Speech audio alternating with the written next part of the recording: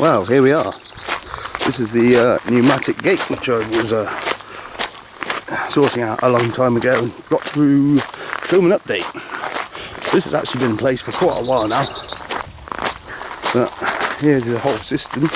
So I've got our rams are fitted here into the gate with these welded on brackets. I didn't end up using the sensors in the end because it was just not something I wanted to get too involved in at the moment. I just wanted to be reliable. Adding sensors increases unreliability. So rams are in. The what do you call them? The air hoses run down. There's actually a yellow pipe that runs underneath the gateway, so I just utilised that and ran the air pipes through there. It all comes down to the control box area here. Zoomed out we are. This isn't finished. This is very much I've got it running and this is how I've left it. So underneath here, the waterproof container is where all the electrics and the compressor are hiding. Now I may think they get damaged by water. They really don't. God, too much trees in the way. It's hiding under there. We've got the big 50 amp power supply and the 10 amp power supply. The reason there are two, I did have a smaller one of these, but I blew it up by accident when messing around in the control box, which I'll show you in a minute. When the compressor kicks in, it draws quite a large current spike, which is enough to kick out all the electronics in the box here. So it's a bit of a pain, so you have to run a separate supply so it doesn't see a voltage spike. Right, I'm going to stick all that back under its half a barrel plastic cover. Eventually I'm going to put all this into a box, but the box I have, which originally used to run the electric rams, which failed very quickly, obviously none of this is going to fit in there. So let me cover all that back up. Now into the control box, which is a bit of a mess as well. The reason for this is because this has gone through so many iterations of changes now that, oh, and I've also lost the key to open it, that everything's now just stuffed in. So you can see where the air valve is, what we've got inside here, 2 relay timer boards. Everything in this cupboard is low voltage, so these wires appear, let's not worry about them. This board is on. I don't know how to get the screen to work. It decided to switch. Right, here we go again. So this is inside the box. This time I've not pressing the gate remote in my pocket, which is what I just did. So on the top there we have the timer for the gate open time, and the bottom timer controls the vehicle detection loop time. So the idea is the gate opens for 1 minute on the top timer, which fires this, and then the bottom timer is set for 120 seconds, so a little bit longer. So as the gate's shut, if the vehicle detection loop sees a vehicle trying to pass through the gates, it will reset the whole thing and the timer starts again. So this whole thing is triggered by these up here. It's just starting to rain. So I've got the 2 keypads, 1, 2, 3, 4, whatever. Doesn't like it, so I'm not going to put the code on here. And out the back, go through the gate. I can pull it open because I haven't put anything on here to secure it fully yet. That's the same over here. Keypad, the bell button does nothing. Pretty straightforward. And so, originally this gate system had 2 electric motor rams, which didn't work. It also had those reflective beam brake sensors, which were forever a problem. So if you look down here, you just about be able to make out square there. That's where the detection is. I'll back over there. I have got to fit one the other side of the gate.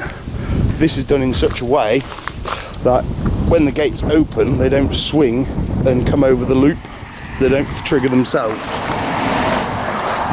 So what we're going to see now, I'm going to show you the gate opening, and then we'll watch how the control circuitry works. So I'm lucky enough to have my remote. It's usually a lot quieter with the control box shut. It's a windy day, so they've got a bit of work to do. You see the compressor comes in and out. They're pulling, and they keep pulling now. It's just about to chuck it down. There they go. So you can get straight in, and they come to a stop.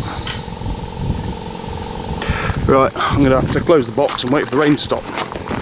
Resume in a minute. Right, we got slightly rained off there. The wind's picked up. A bit of a pain. You can probably see it up in the trees here. I'll show you. Yeah, it's picking up a bit. You can probably hear it in the microphone as well.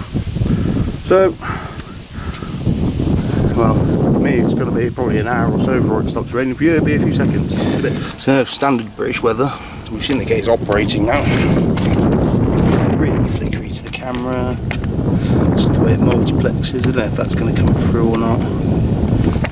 I'll try and get a better angle on it so you can see them both. But as I said, you've got the top timer and the bottom timer. One does the gate open time, one does the loop time. So here we go. I'm going to put the code in.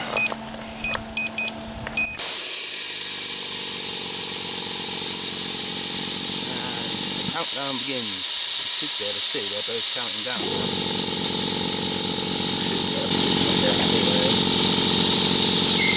Gates are opening.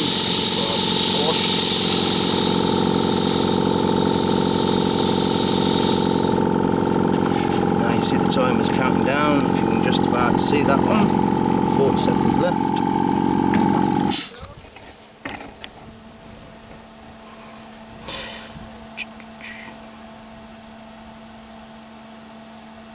So yeah, come back once. Well, we'll just keep filming the whole thing. You can see how it works.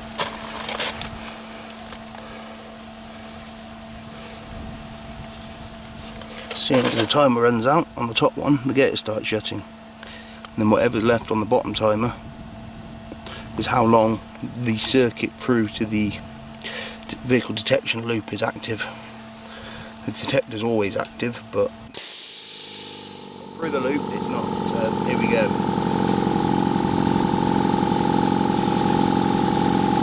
That's it.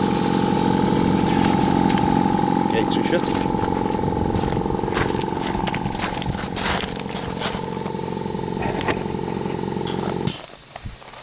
Now I purposely set them to shut really slow so people don't get squashed by them, because there's a lot of Airbnbs on this property, and as I've kind of worked out, people can be quite stupid. That one's with full close now.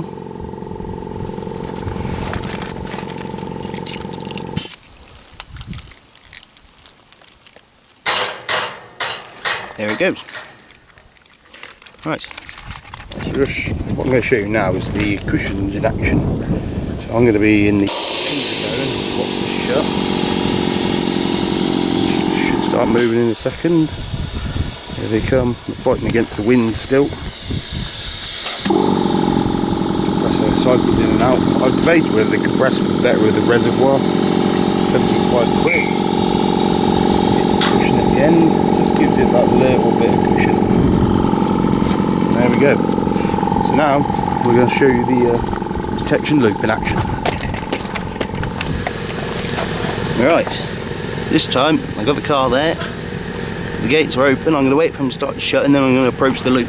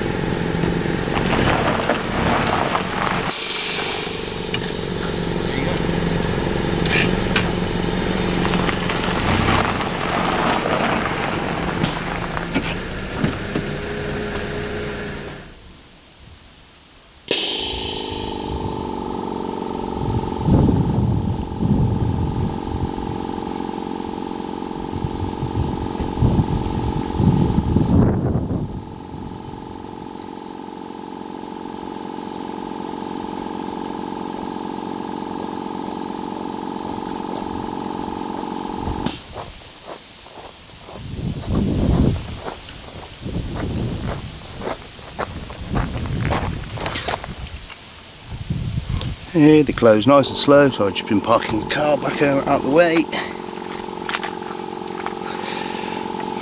And I have purposefully made this gate travel a bit further so it clanks like that, because when I'm walking back across the car park, as I get back over there I can hear it clank, which means I know it's shut properly. So what we do now, close the control box up, the wrong thing again because I don't know what I did with the key, and we run it once more so you can hear it's not actually as noisy with the door shut. It's not anywhere near as noisy. And we're back up a bit to about here. There we are. And I'll press the button on the remote, and as you can hear it's a lot quieter this time.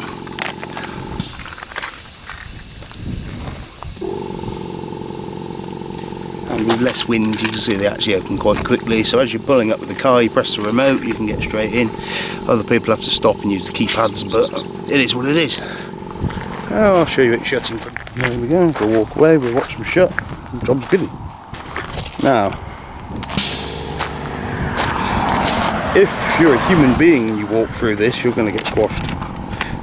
But to be honest, look how blimmin' slow they move on the closing stroke because of the way we set them flow controls up. You're going to be hard pressed to get in the way of them. That one goes quite quick now for some reason, but this one hasn't even moved yet. They are a bit hit and miss how they work. Not exactly sure what's going on there. It will shut itself eventually, he says. There she goes, look. So yeah, they don't open and shut as immediately and perfectly as electric rams. Oh my god, at least there's no electronics on the rams getting filled with water anymore, which was the main problem with the old ones. So the only other choices I have to make here is that we want this lock system to work eventually. But at the moment I've bolted it shut to stop people from slamming it across for no reason and the gate's not working. The other option I got is I have two magnetic locks, but you could easily bypass them by pushing the gate because they will split open. But job for another day, work out what I'm going to do with that. There we go, there's the update.